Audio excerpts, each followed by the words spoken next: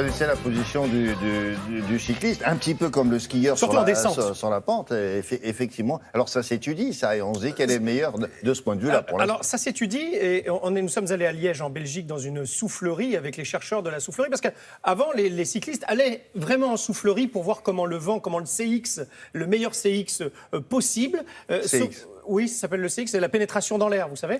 Donc, pour voir quelle est la bonne position. Aujourd'hui, avec la simulation numérique, et là, c'est un leader américain, et les deux, d'ailleurs, sont à Liège, on arrive quasiment, juste avec des calculs et des ordinateurs, à regarder la position, regardez là, d'un coureur, et là, vous avez quasiment les positions des leaders, hein, des meilleurs du Tour de France. Froome, tout en haut à gauche, c'est sa position en descente, très risquée d'ailleurs. Ah oui, il y en a un qui est en avant, un qui est en arrière, un qui est bien au centre. Eh bien, grâce à la simulation numérique, vous allez voir qu'on n'a même plus besoin d'aller faire des tests dans une soufflerie. On est capable de voir qui a le meilleur CX. Par exemple, voilà, de ces quatre-là, quel est celui qui pénètre le mieux dans l'air, vous allez le voir dans le reportage. Ah bon? Bah oui, c'est le but. Oh non. Et il s'appelle Nibali. C'est le oui. seul truc que je peux vous dire.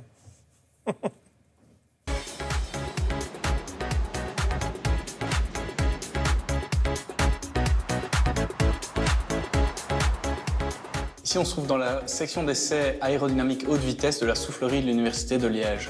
C'est donc ici que le vent souffle sur le modèle qu'on a, dans ce cas-ci, un cycliste. La maquette fait un quart de l'échelle 1 et on va mesurer les forces aérodynamiques qui sont vues par le cycliste dans cette position. Ces maquettes sont utilisées pour valider les résultats de simulation numérique qui ont été faits par les autres partenaires de l'étude. La simulation numérique est une technique qui nous permet de reproduire sur l'ordinateur ce qui se passe dans la réalité, mais qui nous donne beaucoup plus d'informations. Par exemple, elle va nous permettre de visualiser l'écoulement d'air autour d'un cycliste et surtout de prédire ce qui pourrait se passer si on amène des modifications. Par exemple, des modifications de position et pouvoir quantifier la valeur que cela va représenter. C'était très difficile de le faire avant parce qu'on a besoin d'avoir une grande précision. Et pour avoir cette précision, la simulation numérique a besoin d'ordinateurs puissants. Je dirais le gros avantage de la simulation numérique, c'est qu'on n'a pas besoin d'avoir l'athlète qui soit présent. Donc on peut scanner l'athlète quand il a une heure de temps libre, et puis on peut faire tous les calculs. Il y a eu des études très importantes menées par l'équipe du professeur Bert Blokken, tant à l'université d'Eindhoven et à l'université de Louvain en Belgique, autour des différentes positions de cyclistes. Les couleurs rouge et bleu représentent le véritable frein aérodynamique que le cycliste rencontre. Le rouge est un véritable mur d'air que le cycliste doit vaincre. Par contre, le bleu représente une force, une dépression qui le retire vers l'arrière. La position de Froome peut paraître aérodynamique. Par contre, on a remarqué que la selle va agir comme un aérofrein. Comparé à une position de Pantani, ici, qui sera beaucoup plus vers l'arrière, qui sera finalement plus aérodynamique que la position de Froome. Ces deux positions sont relativement dangereuses. Tout le poids est vers l'avant, tout le poids est vers l'arrière.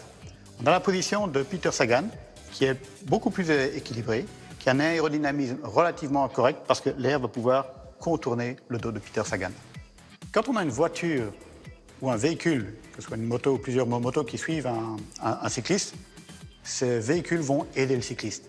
En effet, quand on en est derrière le cycliste, on va pousser l'air et cet air lui-même va pousser le cycliste.